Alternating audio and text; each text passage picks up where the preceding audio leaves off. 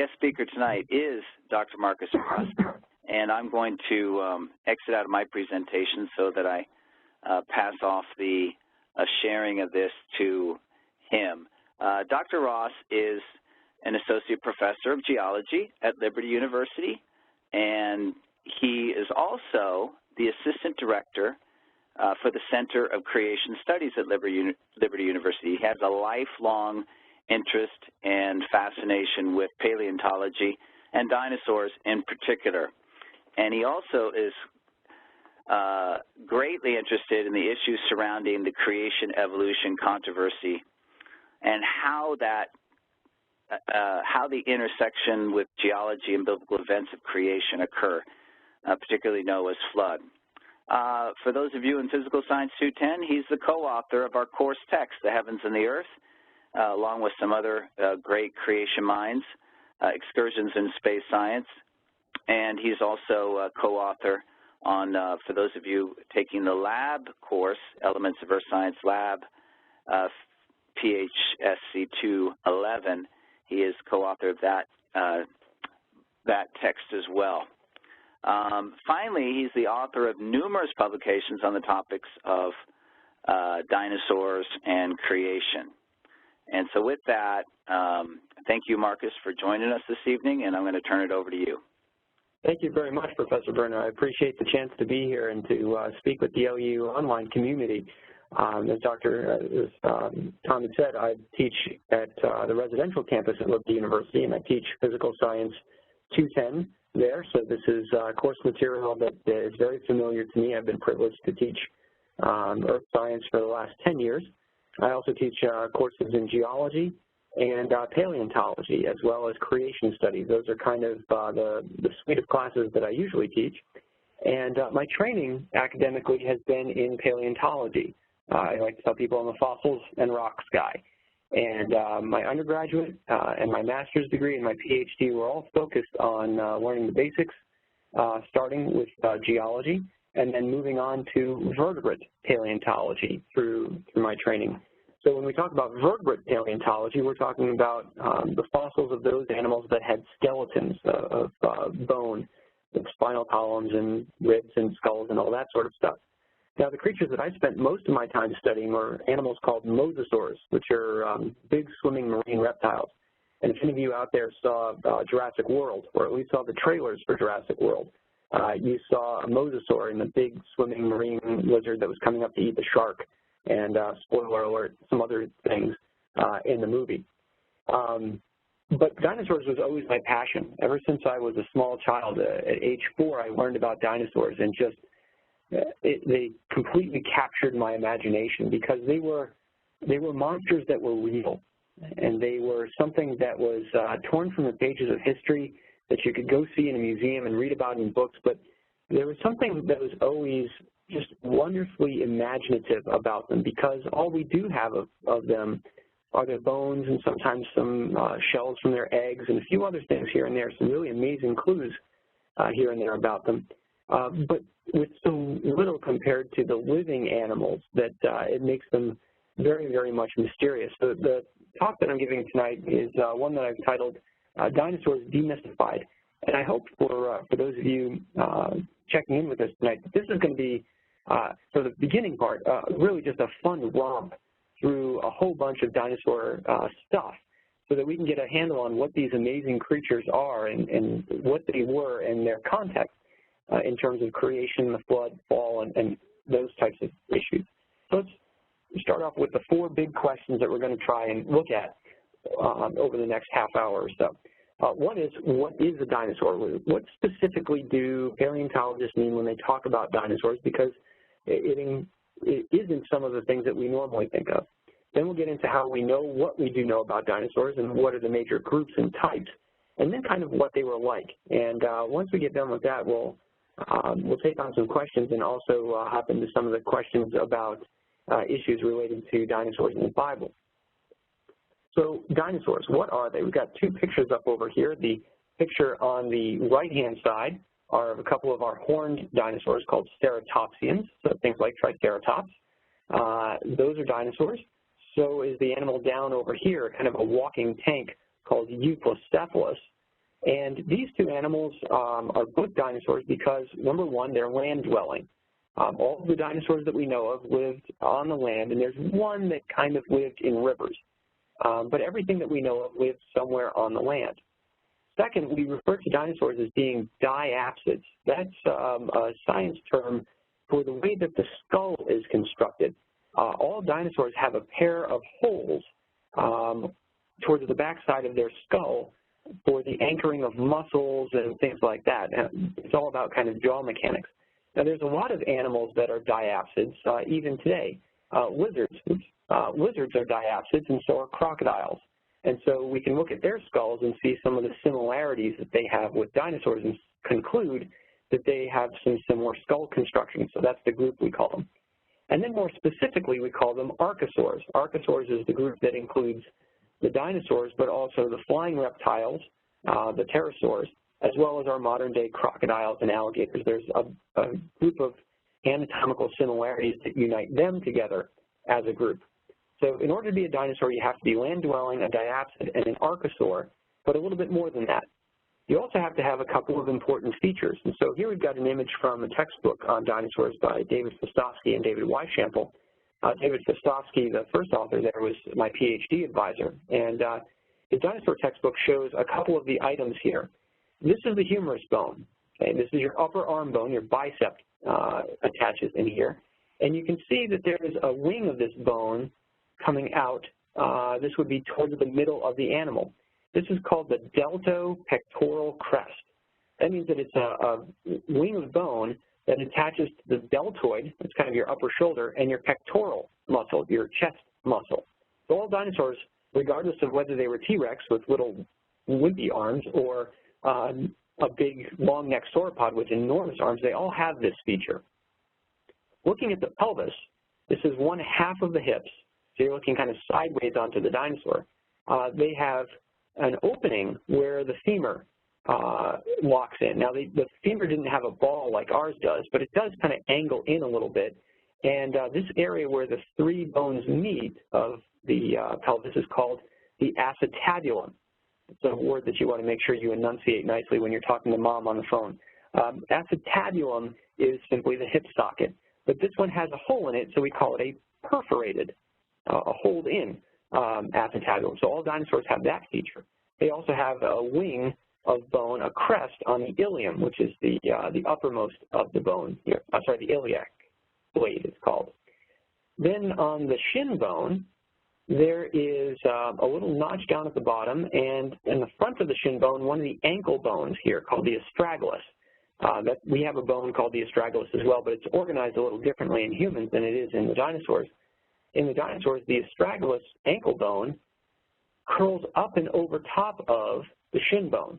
And so they have this part right over here. This is called the ascending process, or the part that goes up, the ascending process of the astragalus. So you are a dinosaur if you are land-dwelling, diapsid, archosaur, and have a bunch of these particular features.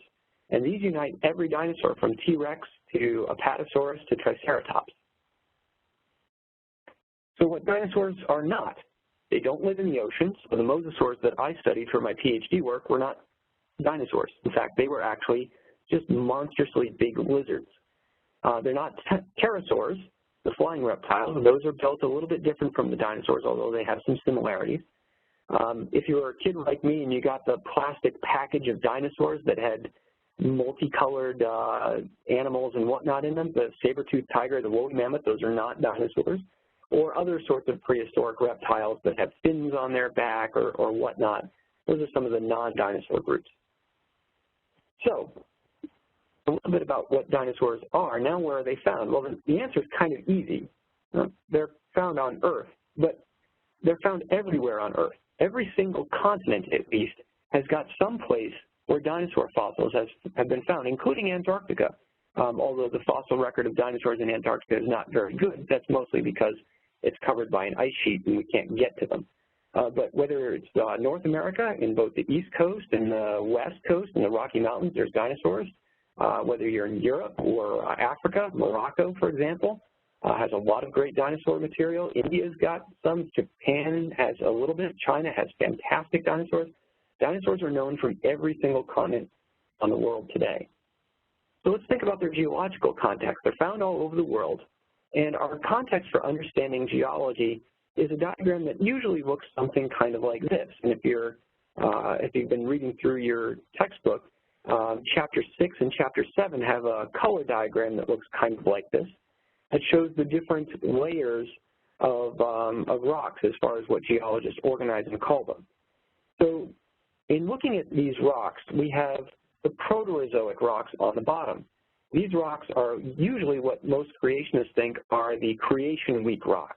They're mostly igneous rocks like granite or metamorphic rocks like gneiss that are down here. They have no fossils in them. They're hard crystalline material that make up the bulk of our continents. Then above them we have the Paleozoic rocks. Paleo means old and zoic means life. So these are the ancient life rocks. Not because their life is really that much more ancient than ours. If the Bible's timeline is correct, everything here is very recent. But it has things like trilobites and shelly ammonites and a variety of other sorts of creatures in it, largely marine in nature. There's some terrestrial creatures like some amphibians and some reptiles in here, but mostly the Paleozoic is dominated by marine organisms. Then we get to the Mesozoic.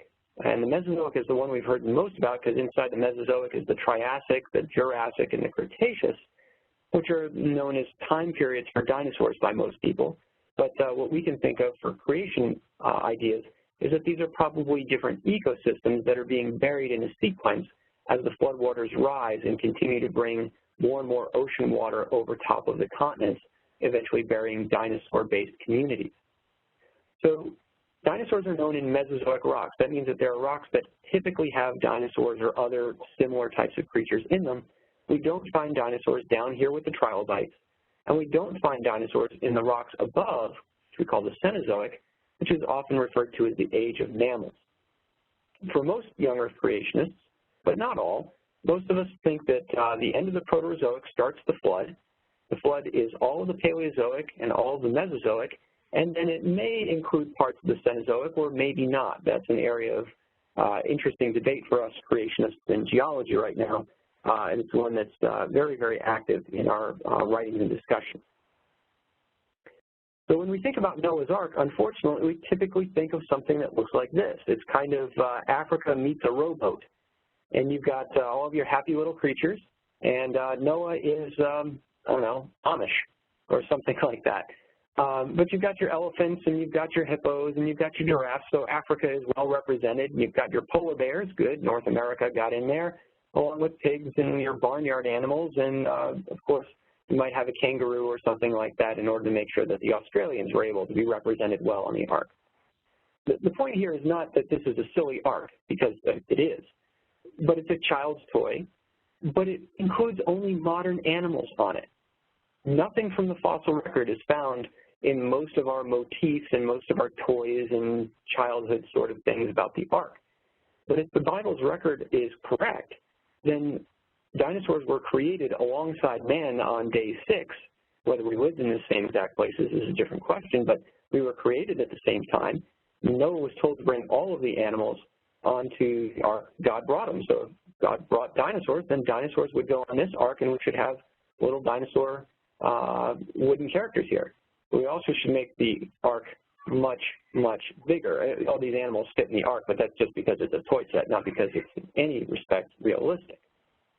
Right? If we think about the Ark in terms of the actual dimensions that are given in Scripture, what we have is this enormous building.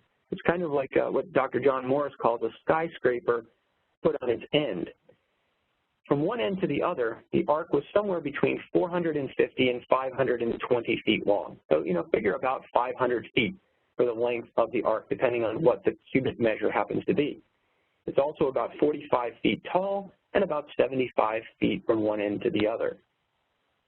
If we take a look here where I'm mousing over at this kind of center left of the page, those are your giraffes right there. They're not that big. They don't need their heads sticking up out of the windows of the Ark because they're huge. Down over here, a little difficult to see, however, are a pair of long-necked dinosaurs that are marching their way up over here. This is a diorama of the Ark at the Answers in Genesis Creation Museum. long-necked sauropod dinosaurs were not always the biggest, hugest things around. Some of them were smaller and some could be young. So when we think about those as options, being able to put large numbers of dinosaurs on the ark is not a problem at all. In fact, there was plenty of room for everybody. Okay, so how is it that paleontologists actually know what they think they know, at least, about dinosaurs? Well, it comes from digging them out of the earth, of course. This is a picture of a dinosaur dig in Wyoming run by Dr. Art Chadwick. He's a colleague of ours who teaches at Southwestern Adventist University in Texas. And every year, he and a team of professors and students and anybody, actually, people come and spend their vacations and dig dinosaurs out of the earth in Wyoming in one of the most densely packed bone beds that you're ever going to find. There are literally hundreds of thousands of bones in an 80-acre plot in Wyoming that they're working on. And it's from a single layer that's about 3 feet thick, and it's a giant debris slide. It was like this giant mud flow filled with dinosaur remains that got slid down and buried all together and is really just astonishing. So most of the time when people like me or Dr. Chadwick find dinosaur bones, they find them as isolated elements or maybe a bit of a jumbled mass or a few bones connected together. And it's up to the paleontologist to try and figure out, based on the anatomy, what bones are what and how they fit to the other ones. So the same picture that Professor Bruner had at the beginning of this, I have here on the slide as well, to show 3 of the different stages at which we thought Iguanodon looked like over time. The first bits of information that we had about Iguanodon were just a couple of pieces of bone. It turned out to be a thumb spike, but nobody had known that because the hand wasn't discovered. It was just a spike. They thought it went on the nose because, well, lots of animals have a spike somewhere around their nose. There was also a couple of teeth and a few other bits of the vertebrae. And from that, the first discoverer of this, Gideon Mantell, realized that the animal ate plants. The teeth were not good for eating meat. It was a plant eater. But nobody knew what the whole skeleton looked like, so he made it look like a giant iguana because the tooth looked like an iguana tooth. Hence we get the name Iguanodon. Well, about 40 years after Mantell discovers Iguanodon, a whole treasure trove of Iguanodon pieces are found in Belgium, in the Netherlands. And they are reconstructed because they're based on almost incomplete skeletons. They're able to see that the animal looks more or less like this. And this was one of the original constructions of Iguanodon done in the museum at Brussels. And so Iguanodon kind of stands upright, kind of like a kangaroo. The spike is now on the thumb. The face looks more like what we're familiar with. And today we know a little bit more. We know a little bit more about Iguanodon and know that it held its tail out straight instead of bending it. The person who put these things together actually had to break the bones over here to make them go on the ground, but they thought, hey, they're lizards, right? So they dragged their tails. But we now know that they didn't, and that Iguanodon could actually walk either on 2 legs or on 4, depending on what it wanted to do at the time. The point of this is not just that science keeps on changing, but notice that the science changed dramatically from 1 to number 2, and then from what we learned in the early 1920s to today, it didn't change quite as much. So our understanding of Iguanodon as an animal has gotten better and also kind of sorted itself out. So over time, dinosaurs are not being pieced together just by a bunch of paleontologists who don't know which end is right and which end is wrong. There's been those kinds of problems in the past, but we're getting a better handle on these sorts of things now. Okay, so now let's take a quick run through the major groups and types of dinosaurs. Now, dinosaurs are divided into 2 big groups on the basis of their hip structure. Okay, so kind of what we saw with the diagram of the perforated acetabulum. Now we've taken a look at the 2 major groups of dinosaurs that are based on how their hips are constructed. And this was discovered very early on in the 1840s, or 1840s. The word dinosaur was coined for the first time by Sir Richard Owen, and he divided the dinosaurs according to these 2 hip structures. And it turns out that, 170 years later, this basic division still holds true. So Owen was a very, very smart guy. So here we've got the head end would be out to the left, and we've got the ilium, the pubis, and the ischium, and the tail is out this way. And here again, we've got the ilium on top, the pubis out in the front, and the ischium in the back. And notice how different the pubis is in these 2. one on the left is called ornithischian because with the pubis extending all the way back, it kind of mirrors what birds do. Birds don't have a big part like this, but they do have the pubis pointing all the way backwards. So ornithischian means bird-hipped, ornith, for birds. On the other hand, you've got the other group of dinosaurs called the saurischians, where the pubis sticks out towards the front and typically has this big expansion out towards it. That looks like most of the lizards, and so this is the saurischian or lizard-hipped group of dinosaurs. So we'll look at the ornithischian groups first. It's a very diverse group that includes some really fun ones. These are the pachycephalosaurs. Pachy means thick, cephalo means head, saurus means lizard. So the pachycephalosaurids are the thick-headed lizards, or the thick-headed dinosaurs, and that's because for many of these animals, they had a huge dome of thickened bone that was a few inches for the small guys. This one, 10 centimeters, so that's a small skull. It's only about the size of your hand, but about 2 inches worth of thick bone sitting on the top of the skull.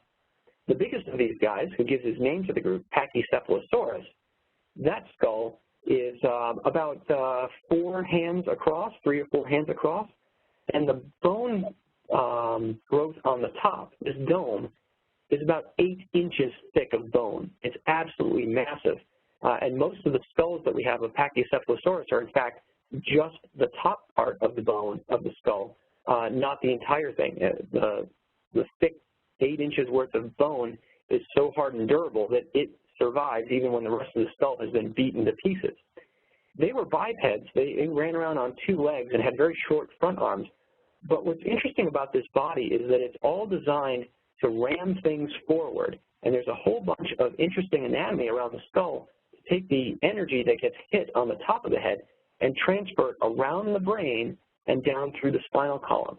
These animals were basically kind of like rams today in the way that they would behave. They traveled probably in small groups or herds, and the males might have pushed each other around, but they also might have used their head as a battering ram against other animals, against predators in particularly.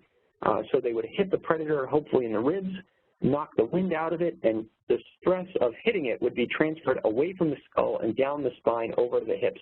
These animals were really strongly constructed for being a fairly small overall kind of dinosaur. Other ornithischians that are a little more familiar are the duck-billed dinosaurs, especially if you're a Land Before Time fan. This is Ducky right over here, growing up nice, big, and tall.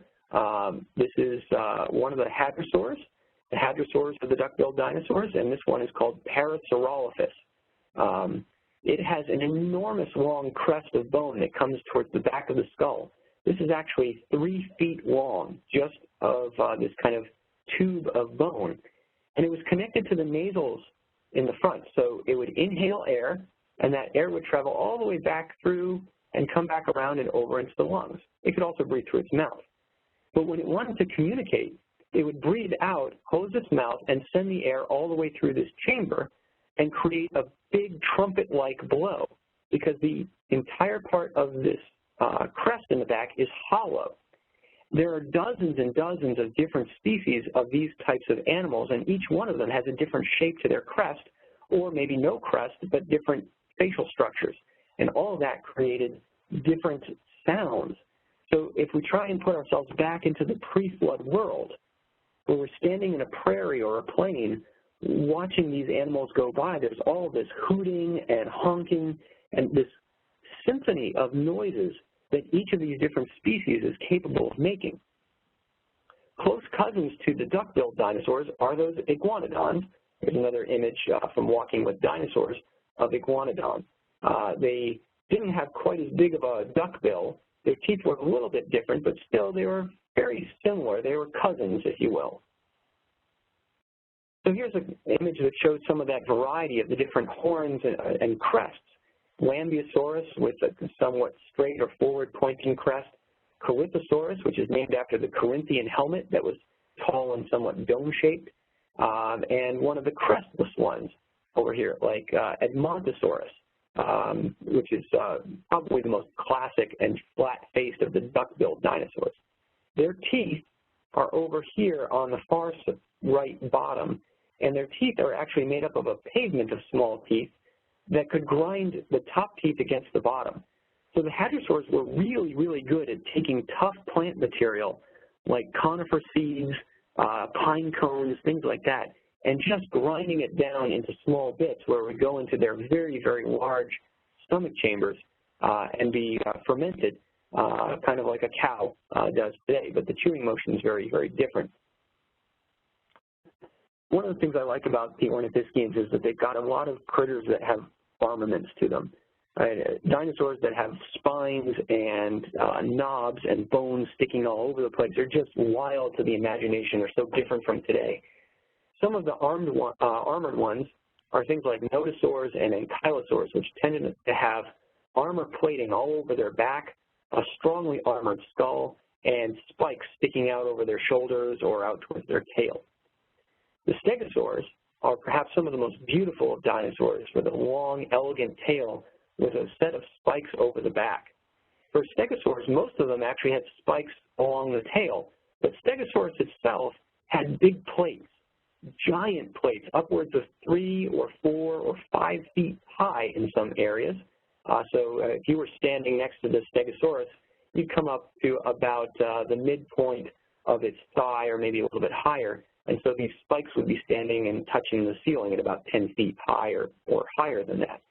Stegosaurus was the biggest of its group. It was almost 30 feet long, and it probably used these plates to regulate the temperature of its body because there are big grooves at the bottom of the plates, right about over there, running the line of each plate, big grooves where probably blood vessels went. And so there were large blood vessels that fed up into these plates, and so if it stood in with the plate facing the sun, those blood vessels would be able to pick up the sun's rays, warm up the body, and send that warm blood down into the core so it could move around faster. So when we look at the ceratopsians, the horned dinosaurs, this is just amazing. This illustration by Stotini is really just astonishing in the wide variety of different faces, horns, frills, beaks, etc. And this does not do the entire group justice. So Triceratops is in here somewhere, but honestly, Triceratops is a little, maybe, shall we say, boring compared to everybody else who's out over there, with some of these guys with sideward-facing horns coming off the edges. One of my favorites is Styracosaurus, located in the middle left group. It's 7 horns, 6 big ones coming off of the frill, and 1 large one coming up off of the snout. Its name means, excuse me, its name means 7-horn face. So these animals are just amazing, and we have such a small view of what they are because in our books and in our toys and whatnot, we get just the classic ones that we know from North America, but many of these are known from North America, and Asia also has a huge, huge number of these just beautiful animals. Okay, so that's a very quick run through on the ornithischians. Now we're going to take a look at the saurischians, which have 2 major body plans rather than so many different ones as the ornithischians do. So one of the major body plans in the saurischians is the long-necked sauropods. The biggest of the big dinosaurs are the sauropods. These are the ones that could look into a 3rd or 4th story window or be longer than even a blue whale.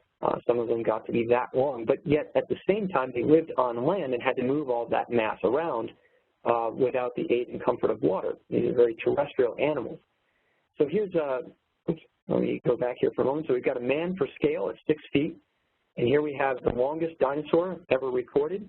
We don't have the entire skeleton for it, so we base what we do know on what has been found and in comparison to its close cousins that we know from full skeletons. So the longest one that we know of is Seismosaurus, clocking in at about 115 to 120 feet as far as the estimates go. We have some of the leg bones, some of the vertebrae, and from comparison to Diplodocus, which is very well known, we can say that this one was really long.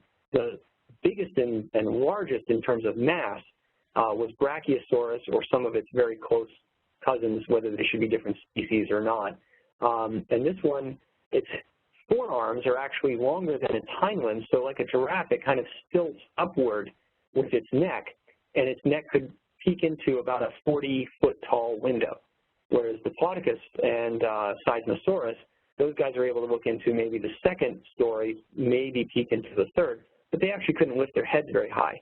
Brachiosaurus was built so that his head could actually be very high up and probably browse and graze on the tallest of the trees. Some of the other ones that come from South America are really wild. This is a dinosaur called Amargasaurus. It's quite a bit smaller than these previous two. Amargasaurus is coming in at about 40 feet long. Now that's still huge, but these creatures are much smaller by comparison, and some of the big meat-eating dinosaurs that lived with them were just about as big. And so they armored themselves up with these giant spikes coming off of their neck, paired along the majority of the neck, and then tapering into just a single line of little spikes going down towards the end of the tail. So if you're a theropod dinosaur, if you're a meat eater, you're trying to grab the neck somewhere, these guys are going to be trying to turn their neck and show off that they're a very, very difficult meal to acquire. Okay, so the sauropods represent one big group of the saurischians. The other big group is what everybody really goes to the museum to see, and that is the theropods, the meat-eating dinosaurs. And here's some of the different skull types of the species that we know of. And there are hundreds of different theropods that are known from all over the world. We have things like Herrerasaurus, ones that have spikes over their nose like Ceratosaurus or Dilophosaurus. If you ever saw the original Jurassic Park movie, Dilophosaurus was the one with the big neck frill that spit poison.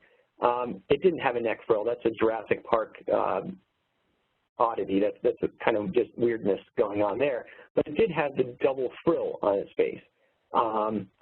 Oops. Sorry about that.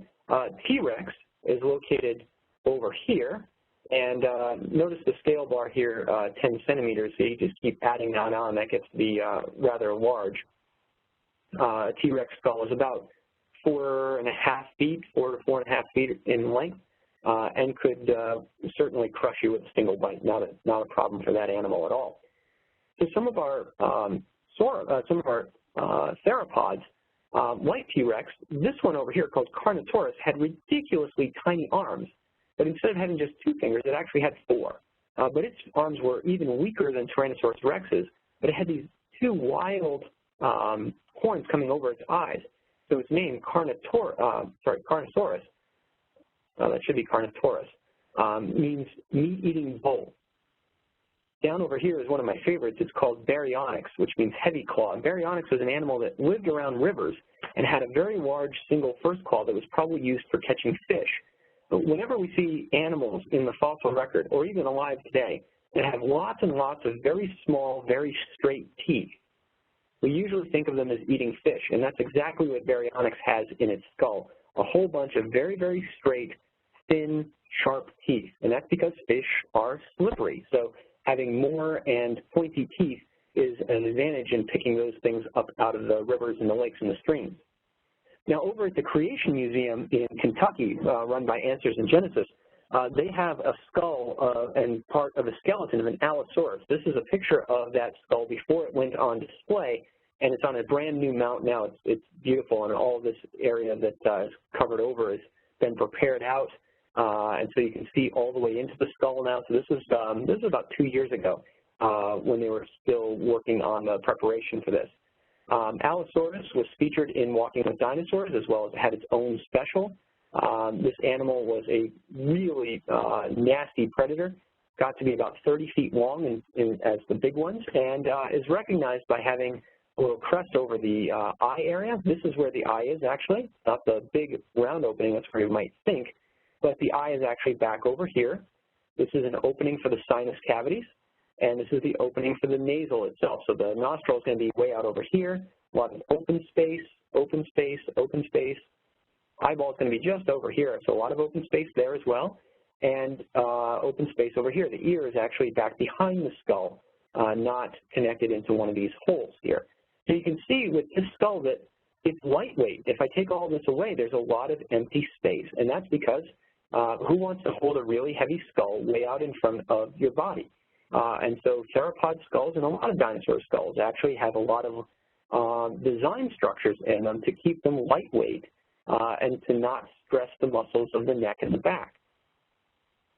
Compare that with T-Rex, and you can see that T-Rex has a heavier built skull. Now, there's still big openings for the nose, the openings in front of the eye is up over here, and the opening in the back over here for some of the musculature for the jaw and to lighten it.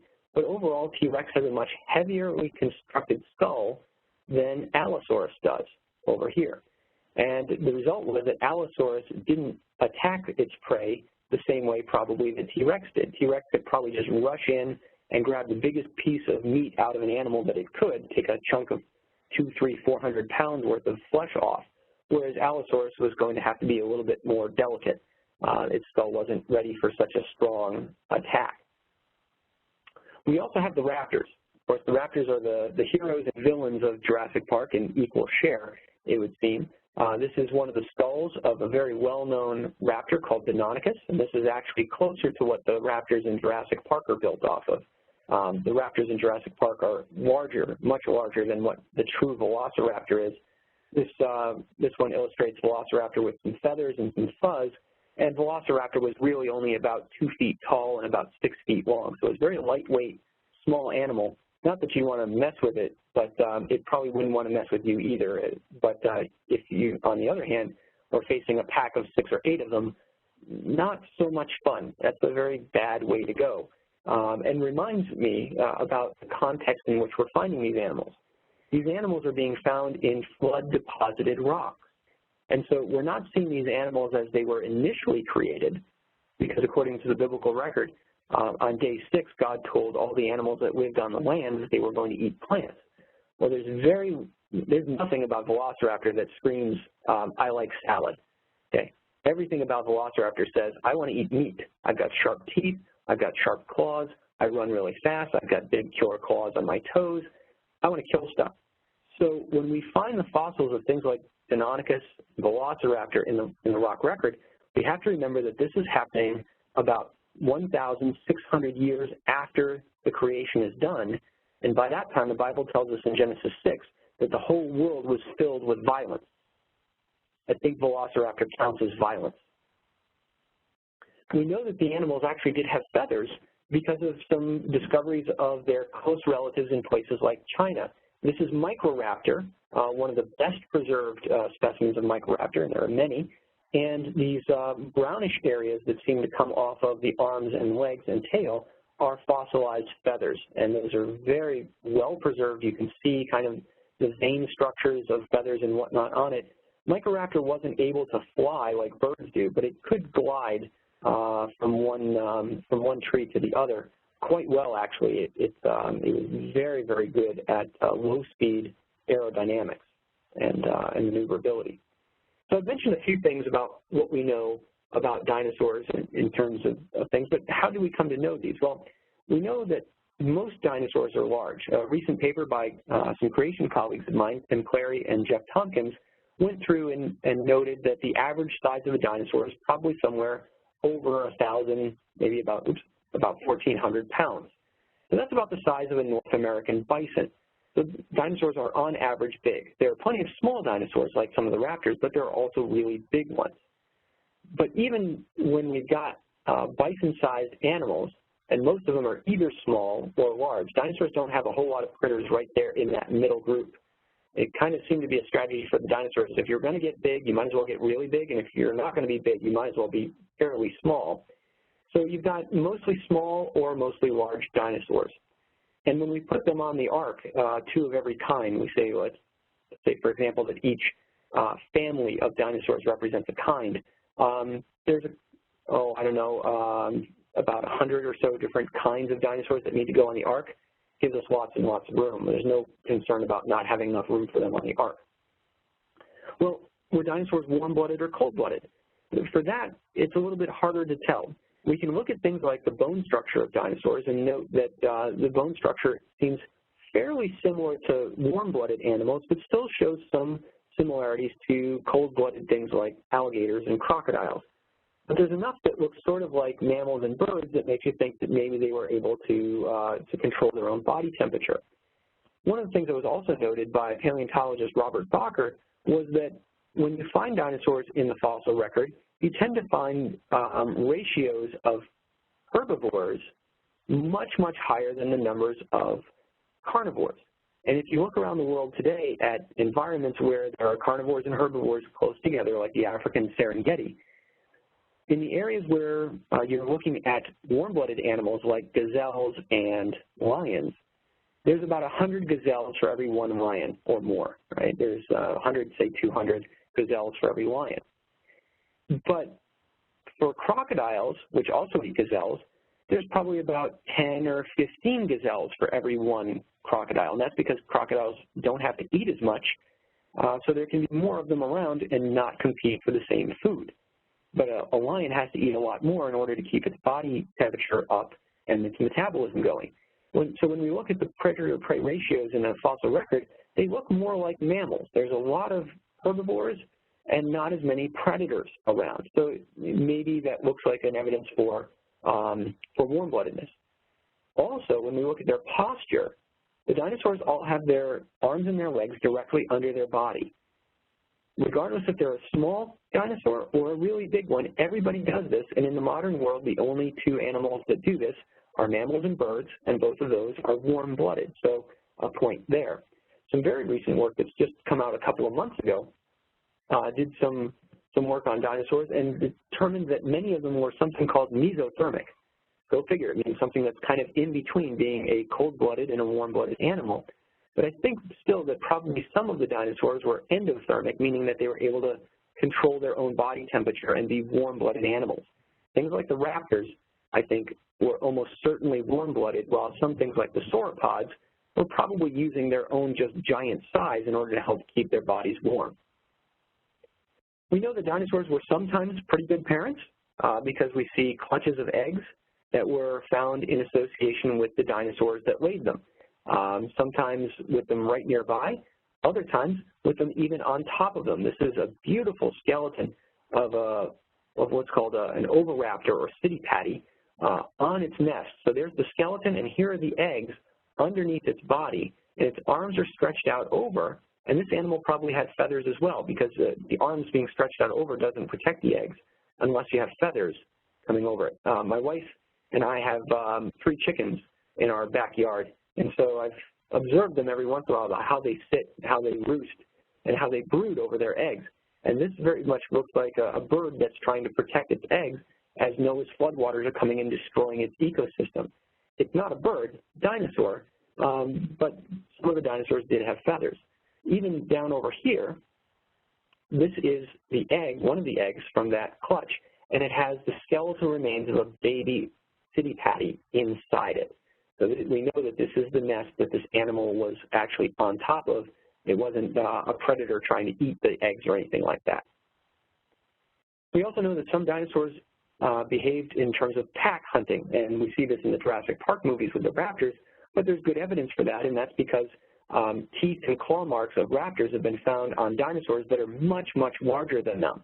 So they must have worked together in order to bring down such a large item of prey. It's kind of like modern-day wolves that chase down a moose. One wolf against a moose is going to lose to the moose. The moose is big, strong, powerful. It's going to hurt the wolf. But if you get 8 wolves running and chasing a moose, sooner or later the moose is going to die. And when we see things like Deinonychus, one of our raptors, having left tooth and claw marks all over a duck-billed dinosaur or similar called Tenontosaurus, that's probably about 5 times its size, you think, okay, there's really only one way to do this. You've got to take it down together. Okay, so with that, I think what we're going to do is bring back in Mr. Bruner and take on a couple of questions. I think there's a couple I can anticipate, but also want to make sure that we get a chance to listen to some of the questions that you guys have. Great. So there was a question from one of the participants asking about plesiosaurs, and are these dinosaurs, or because they were marine dwelling or land dwelling? Yeah. So when we think of plesiosaurs, we think of that kind of classic Loch Ness monster sort of thing, which I'm not saying Loch Ness monster is a plesiosaur. It's probably just fish. But when we have that in our mind, yes, that animal is going to be a non-dinosaur. The plesiosaurs are their own big group of reptiles. Some of them have the long necks with the very small heads at the end of them. Others actually had a very short neck with an enormously long head on it. And let's see. So yeah, the plesiosaurs are going to be non-dinosaur creatures. Great. And they're going to live in the ocean from the day they're born to the day they die. Great. I hope that answers the question. I think it does. The issue of soft tissue has been in the news so much lately. Can you just address that, the presence that seems to be increasingly occurring of soft tissue in dinosaur bones? Sure. Let me see if I can pull up a quick image here for one of those things. Trying to think of where I've got one. Let's see. Might have it in here. There we go. So here's an image. Here's an image coming up. The first noting of this was by Mary Schweitzer in 2005 in the journal Science, which is one of the top journals for science in the world. And what she and her team discovered was that when they were excavating a Tyrannosaurus rex specimen out of Montana, they had to cut open one of the femurs in order to help it get out. They were so remote that they needed a helicopter to get their bones out, and the T-Rex leg was too big, so they cut it in half. And as soon as they did, she mentioned in a popular science report that it smelled like rotting meat. Now, I was trained as a paleontologist, and every time I came across a bone, it was more or less like rock. I never came across anything that smelled like rotting meat, except for in my roommate's, refrigerator. But that had nothing to do with the fossils. Mm-hmm. So they immediately closed the fossil back up and got it to a lab as soon as possible. And what they discovered is that when they applied some chemicals to take away the minerals of the bone, that there was still stuff left. If the fossil was completely fossilized, there shouldn't be anything left, and it was actually an accident that they left the material out too long in the acid. It ate away all the minerals, but left behind all of this other stuff. So this is blood vessels, real, actual dinosaur original blood vessels with little balls inside of them, and those balls are very likely dinosaur blood cells. Our blood cells are flat, but dinosaur blood cells would be circular because dinosaurs, like almost everything else, their red blood cells have a nucleus. Only mammals have a red blood cell that's flat and squished and has no nucleus. So these are blood vessels and blood cells that were found in the dinosaur bone tissue and was still there after it was fossilized. And it was stretchy. They could actually grab this with tweezers and pull it, and it would snap back into its original position. So there's some videos you can see online about that. Over and over again, they found additional stuff, not only with the T-Rex, but Schweitzer found more of this in a duck-billed dinosaur in another rock unit, not even the same one. And they found blood vessels, blood cells. They found cells that produce the bone itself still there. And all of these things are materials that should not be able to survive the 65 to 80 million years that these fossils are supposed to be according to the conventional timescale.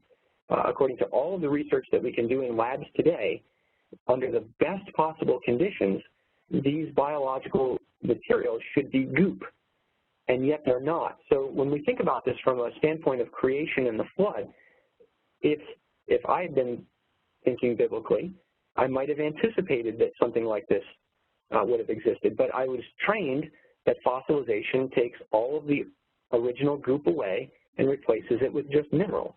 And now it's looking like there are dozens and dozens and dozens of fossils out there that have these original biological materials still with them, including, as Schweitzer discovered just and published 2 years ago, small fragments of DNA that are still left. these things shouldn't be there. They should have been rearranged by random chemistry over time. And so the hunt for them, as old age adherents, the hunt is on to try and find some type of chemistry that is going to be able to preserve this stuff despite everything that we know about biological chemistry in the present. But again, from a standpoint of having to survive thousands of years, this is unlikely but possible. Having to survive tens of millions of years is beyond possible. Great. I'm glad you were able to find that and show us the pictures of that. I'm sorry to get it in there right away. No, that's great. When you were showing the pictures of the different horns and the great variety of horns, and normally when you see similar features showing up in different kinds of living things, for example, you would see them in reptiles, but then you would see them in mammals, and you know that when we would explain that as a design feature, but how would an evolutionist explain that, the different features showing up in completely different living things? Okay, so for example, we have the horns and the spikes on all of the ceratopsian dinosaurs here, and we also have horns, for example, on some of our meat-eating dinosaurs, right? Mm-hmm. And we'll look at that and say those are obviously different structures. The evolutionist is going to say that all dinosaurs have little scoots and knobs on them, and it happened to be what they call convergence. When two things end up looking the same despite a different ancestry, dinosaurs ended up having similar features or features that look close to the same, kind of through chance selection, a variety of different things, but basically two entirely different trajectories that happened upon a similar kind of solution. On the flip side, though, over here, looking again at these horned dinosaurs, creationists might be looking at this and saying, all right, there's a whole bunch of different dog breeds that have all different types of colors to their coat and fur and facial shapes and things like that. I wonder how many different kinds of ceratopsians there might be. That is, we might have to try and figure out, are some of these ceratopsians related to each other because they were part of the initial creation and God told them to be fruitful and multiply, and sure enough they did. But there also might be guys out over here that are part of a different group that was told to be fruitful and multiply and fill the earth. And so you might have 2 or 3 or 4 kinds within the ceratopsians. So these aren't all one biblical kind. There's probably a few of them in there. Mm-hmm. Great. That's convergent evolution. That's what I was thinking about with that question, and that seems to me to always be evidence, well, the common designer, when it shows up in completely different living things with supposed different ancestry. Another question from a student is, why are the dinosaurs all but gone? And did humans live among them? Very good question. So I figured something like that would come up, so I got a couple slides back over here. So thinking about the death of the dinosaurs. So it brings us back to Noah's flood, thinking of where dinosaurs were and what happened to them afterwards. So again, our biblical context for this is that dinosaurs are found in rocks that we call Mesozoic because of the animals that are in them, and they're deposited on top of these Paleozoic things with lots of shelly critters and whatnot, so the dinosaurs were escaping, but eventually could not fully escape the effects of the flood. And then we have the end of the flood and then kind of the recolonization of the world. It doesn't seem like the dinosaurs made it into the recolonization. So there's 2 possibilities here. One is that the dinosaurs are on the ark and then events in the world after the flood is done largely did them in, or perhaps people are involved in killing them off. Or there's also the possibility that God, when he brought all the animals to Noah, brought all the animals that he felt like bringing. Sometimes all doesn't mean all, but in the context of Noah's flood, I think it probably did. But I suppose that there's a theological window that's open for God bringing all the animals that he intended to bring along. But let's say that Noah did bring animals on the ark. There's a tantalizing clue that dinosaurs may have been known in the early part of the world after the flood. Job is one of our oldest books, the people mentioned in Job correspond to about the time of Abraham. And so that's a few hundred years after the flood, at least 400 years after the flood. And in describing the behemoth, which is just the Hebrew word behemoth turned into English because we don't know who it is. We don't have an English word to connect to that.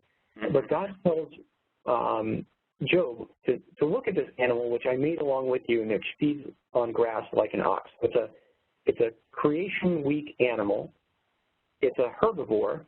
It's tremendously powerful. It's written about in this kind of stylized way. The last few chapters of Job are tremendously powerful Hebrew poetry in the way that they describe things. So God's describing the animal in poetic fashion, but nevertheless, his tail sways like a cedar tree. His bones are like bronze. His limbs are like iron. So he's big, he's huge, he's powerful. He's something that is chief among the works of God, but God can approach him with his sword. So it's almost like this thing is untouchable. It's so massive. Look at this, Job. You know this creature. And who but God can make something like this? So in your Bible, there'll usually be a little footnote next to the word behemoth, and it'll say perhaps a hippo or an elephant. And when you think of an elephant, it's an enormous creature. If you've ever stood next to one, they're really intimidating. But one thing that's not intimidating about the elephant is its tail, which looks more like, rope with a troll doll, stuck to the end of it, flipping around. And that doesn't convey the whole swaying back and forth like a 100-foot tall cedar in Lebanon happens to be. So for that, we need to think about the anatomy of animals that we do know. And there's no mammal that fits the bill here. And it's not like Job has got the end backwards. It's not the trunk or anything like that. Looking at this illustration of a duck-billed dinosaur, paying attention to the tail. The tail is long, it's thick, and it's muscular, and it's held off of the ground. But importantly also is what we know about where the muscles go from the tail to the legs. You might be able to see there's a little bit of a ridge of bone out over here on the back side of the femur. And that is a grab point for muscles. There are muscles that attach onto this that are grabbing into the femur from the tail. And so every time the femur moves forward, it pulls the tail towards, in this case, that would be the left side of the body. The next femur steps forward and pulls the tail out to the right. And so every time the dinosaur steps, that tail sways left, right, left. And so in looking at the anatomy of different animals in the fossil record as I have, only animals like dinosaurs have an erect, held-out tail that would have swayed back and forth like a cedar tree. So does that mean that Job is talking about a dinosaur? Well, I can't say that for sure because I don't know what the word behemoth really is. But when I try and, look down the list of potential characters that could fit the bill for this, there are no mammals that work right. The only animals that work right are going to be some sort of herbivorous dinosaur. I don't have enough detail in the passage to tell you that it's a duckbill versus a triceratops versus a sauropod. But I can say with a good bit of confidence that dinosaurs seem to be the only animals that match this description very well. So there could still have been some dinosaurs hanging around by the time of Job, but we don't have any record of them in the fossil record. They might have been rare. Their ecosystems might not have reestablished very well after the flood, and they might not have survived very long. Plus, there might have been people deciding that dinosaurs were either altogether too dangerous or altogether too tasty to not hunt down, kill, and eat. Fascinating. That's a really great answer, and that also included my last question, which was about the behemoth and the leviathan in the book of Job. Yeah. So the leviathan's a trickier case because really the only thing we can tell about the leviathan is that it's big, it's got strong scales, and it lives in the water. Is that a dinosaur? Given that most dinosaurs don't live in the water, I don't think so. Could it be a mosasaur, or could it be a really big crocodile? We've got crocodiles in the fossil record that are 50 feet long. That's bigger than Tyrannosaurus rex. So, for behemoth, I'm going to say I'm pretty sure it's a dinosaur. For leviathan, I don't know enough. There's just not enough there. Great. Okay, well, I think it was an excellent presentation, and on behalf of the students, since we can't hear them, I want to thank you for being with us and being our guest this evening. And I thank you guys, and I thank the students very much as well for the opportunity to come and share with them. Yeah, so addressing the students now, thank you for attending. This has been a recorded event and will be made available through physical science instructors to the students that are enrolled in Physical Science 210. And I'm getting some responses here. Awesome, thank you, yes, great, thank you, in the chat here. So if you're not enrolled in Physical Science 210,